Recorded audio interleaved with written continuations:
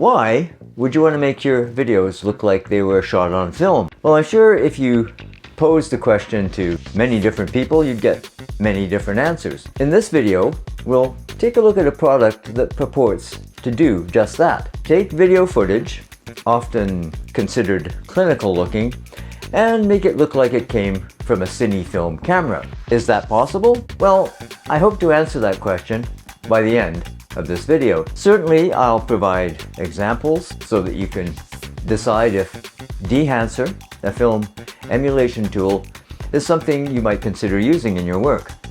And we'll take a look at the UI and functions of the plugin. From my perspective as a veteran photographer who began making photographs long before the digital age, a wide variety of film stocks were my sort of palette, and I was intimately familiar with many, from almost grainless 32 and 50 ASA black and white films like Kodak Panatomic X and Ilford Pan F, to high-speed stocks like Kodak Recording Film, Royal X, and even Ilford HP5 and Kodak Tri-X pushed above their nominal speed ratings of 400. Not to forget, Ilford Delta 3200 was introduced in the 90s. In color, I loved the look of Fujichrome Provia 1600 and especially Agfachrome 1000 RS, both reversal films. The latter was really the king of grain. But when it comes to digital photography, to date, I haven't really been a fan of film emulation presets. And remember, I still occasionally shoot film, for stills that is. And I still develop my own black and white film.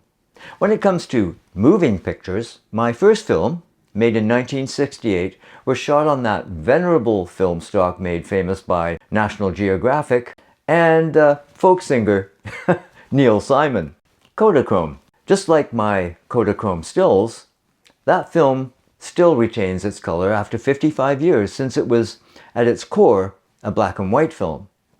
Development was by the complex K12 process available only at specialty Kodak labs.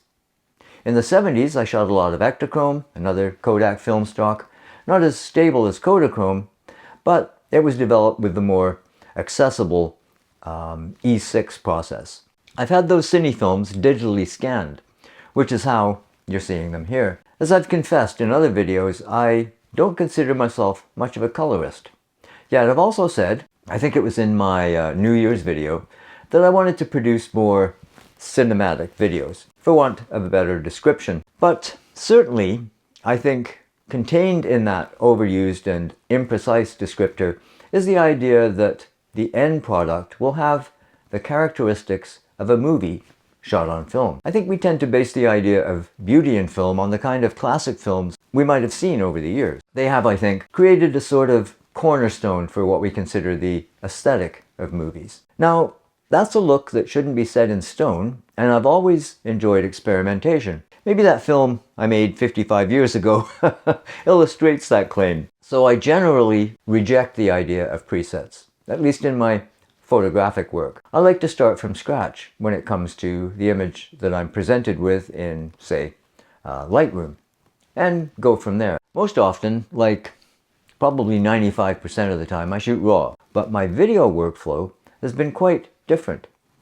Not drastically, but I have more often used LUTs or color lookup tables. Some I've made myself, but more often from third parties. And that's whether I'm working with, say, internal 8-bit from the Nikon Z6 or 10-bit log to the Atomos Ninja 5, or more recently, internal 10-bit SDR or log or raw footage from the Nikon Z9, and as of this month, the Nikon Z8. And while LUTs are excellent shortcuts, I don't consider them starting points. It goes without saying that I don't have access to all that goes into motion picture production. Few do, or choose that route today.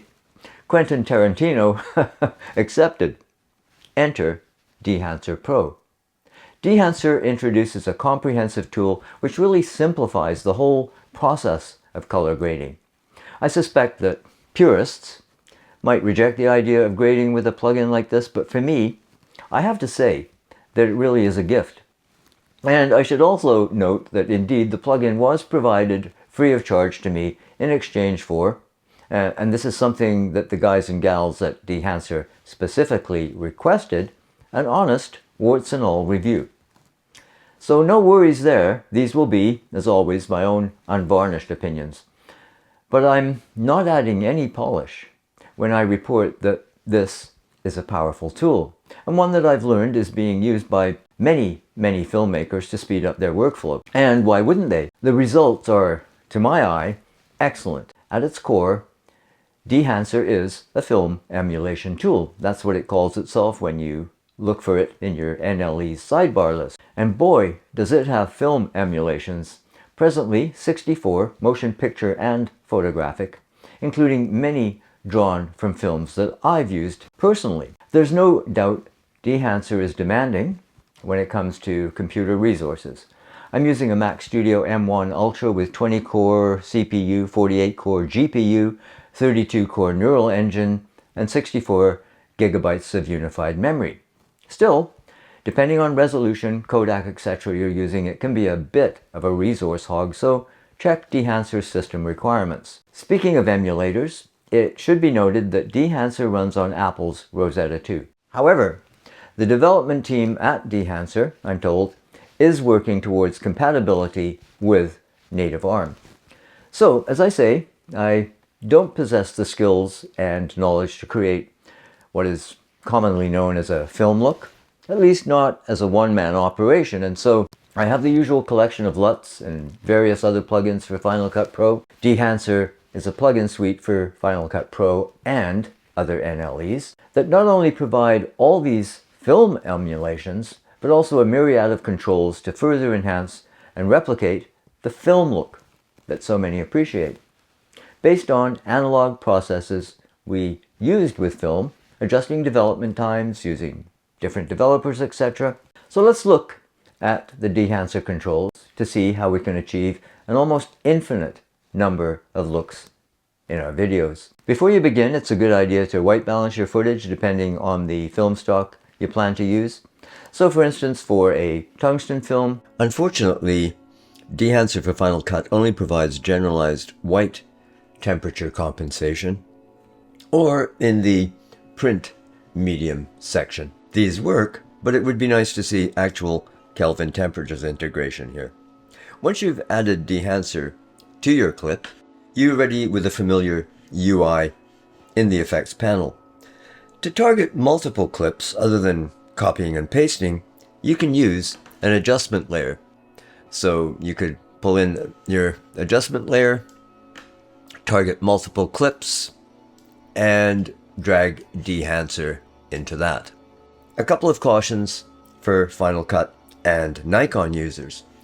First, there's no, if you wanted to choose a camera, in select here you can see that there's no Nikon cameras supported presently. And this is an oversight I'd definitely like to see corrected ASAP. The Z series cameras, as some of the best mirrorless hybrids available, should be added. So the option here is to choose a default Rec 709, and that'll work quite well. More on that in a moment.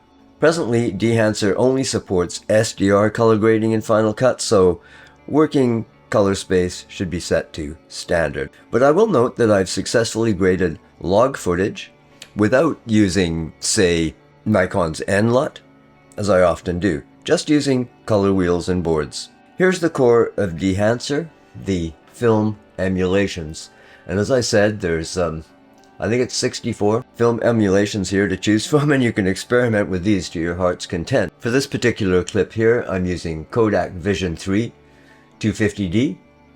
You can see there's a tungsten version here, 500T, Vision 3 50D, and as I say, all these amazing number of other film emulations here. So let's go back to this Vision 3 250D for now. One thing that I'd really like to see added here is the ability to mouse over the emulations to see the effect rather than having to add each emulation.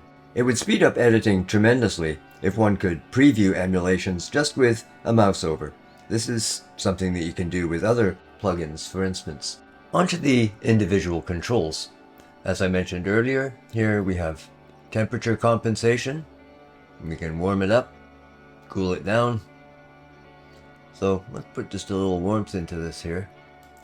And we can do tint compensation, defringe. We'll talk about that later. The range of the defringe. And we would enable that here. Again, with all of these, we enable or disable them.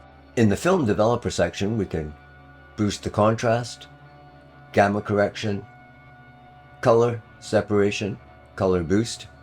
Let's enable that to see what the difference is there. You can see it makes quite a bit of difference. We've expanded everything here. The film compression here gives us, again, more of a film look. By enabling that, we can choose our white point, tonal range, color density. The expand section allows us to adjust our black and white points to fit the color space. Now in the print section, we can choose our print film. Here we've chosen Fujifilm 3515 print film. We also have Kodak 2383 print film. We have Cine film log, which of course looks like log, linear, and Kodak Andura glossy paper. Let's go back to our Fujifilm, and here we can also target our white balance, our exposure, our tonal contrast, and our color density, and our saturation.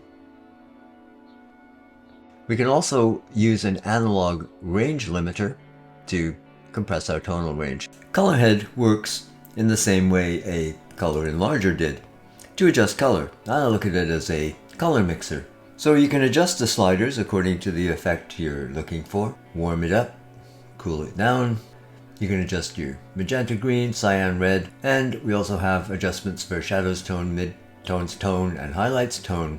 The default for this adjustment is to preserve exposure, but you can control that by degree. So for instance, turning preserve to 0, exposure will increase or decrease as color adjustments are made, replicating the analog process. When it comes to film grain, Dehancer uses a much more realistic representation than other film emulation software. Rather than using an overlaid film grain scan, Dehancer uses an algorithm to interpret how grain looks on, or rather in, film stock. Dehancer's model is based on physical properties of real emulsions.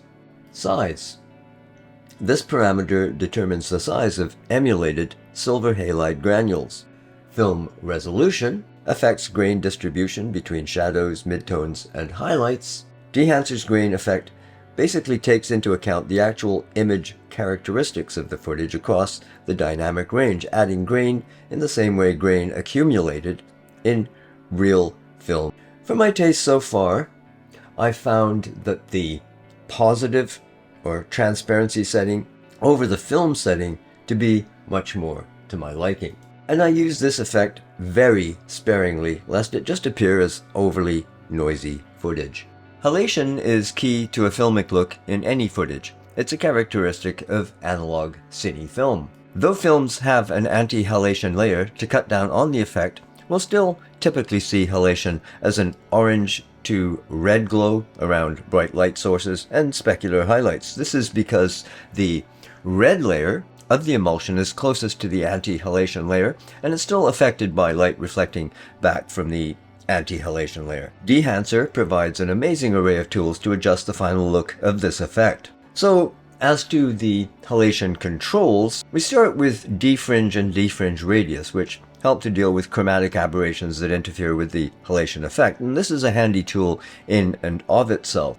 If we look at defringe, we can see here we have defringe and defringe radius. Defringe is the overall level of chromatic aberration suppression, while and the higher the value, the less noticeable the aberrations become. Again, very handy. Defringe radius controls the size of the details that the algorithm will consider aberrations. The higher the value, the larger the radius, the effect, and the wider area of suppressed aberrations. It should be noted that this works best with at least HD video, and it's best when the resolution of the timeline matches the resolution of the original files. The halation controls themselves, source limiter and background gain. Here you can control the contrast of the border between the source and the background. Source limiter itself adjusts the brightness of the light sources where the halation effect begins. By default, source limiter is set to its minimum value, which allows halos to appear around most or even all light sources, both bright and dim. Increasing the source limiter value cuts off the low brightness sources, leaving only the brightness. Background gain adjusts the brightness of the backgrounds. By default, the background gain is set almost to the maximum value, which allows halos to appear on most backgrounds. So we'll reset the parameter there to 80. Decreasing the background gain value favors darker backgrounds. The halation effect is most pronounced with source limiter at its lowest and background gain at its highest. Smoothness controls the distribution of the halation effect between large and small light sources and simultaneously determines its softness. Local diffusion. This parameter affects how far the light spreads in the emulsion, quote unquote, from the edge of the source. The higher the diffusion value, the larger the radius of the halos. The lower local diffusion, the smaller the halos. Global diffusion is the degree of secondary glare of the red layer by reflected light. You'll notice the beneficial effect on skin tones. It slightly warms them. Amplify determines the energy strength of the glare. Hue adjusts the balance between green and red. Blue comp controls the influence of the blue background on the visibility of the halos. Impact, that's straightforward. It's the overall impact of an effect. Opacity is another way to express this. Switching to mask mode shows how halos and glares look separate from the main image. Zoom isn't so much related to film as it is to the kind of lens used in production. We often add diffusers or mist filters to introduce halos around light sources and flatter less than perfect skin. Dehancer has you covered here with lots of controls. Film breath simulates the kind of effect changes in exposure, contrast, and color from frame to frame as film moves through a projector. The period parameter, right here, varies the effect across frames. The larger the value, the smoother the fluctuations. Smaller values create a more jerky effect, I guess you might say. The exposure, tonal contrast, and color parameters determine the strength of fluctuations. Greater values equal a stronger effect. Color adjusts color shifts. Impact adjusts the overall effect. Gate weave mimics the imprecisions of film movement drawn through a projector. Period, translation, rotation parameters interact to control the amount of the effect. Auto zoom automatically zooms the image in to crop any black gaps left on the screen after geometric offsets occur, and impact again adjusts the overall impact. We have the option to add a vignette here, which is really handy, and we have some really excellent monitoring tools, including 16 zone false color IRE.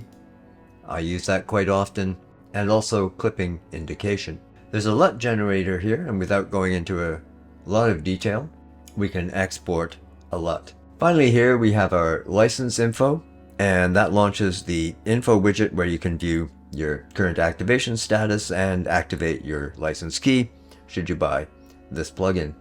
And here you can check your camera and film profiles. Just as I now shoot 99% of my still images digitally, 100% of my moving pictures are recorded with my hybrid cameras, which are capable of recording very high resolution images. My Nikon Z9 and Z8 cameras, for instance, up to 12-bit RAW footage in 4 and 8K. And sometimes that pristine look is what I'm after. As I mentioned earlier, I haven't been a fan of presets when it comes to photos, at least not those made by other people. And I poke fun at the idea of making digital photos look like badly processed analog prints. I would caution that the key to using all of these effects is restraint. It can be easy as it is with, say, Lightroom sliders to go overboard. How many images have you seen with crazy halos around subjects because someone didn't know when to stop with the clarity slider? There should be a hard stop somewhere around, I don't know, 5. Less is almost always more.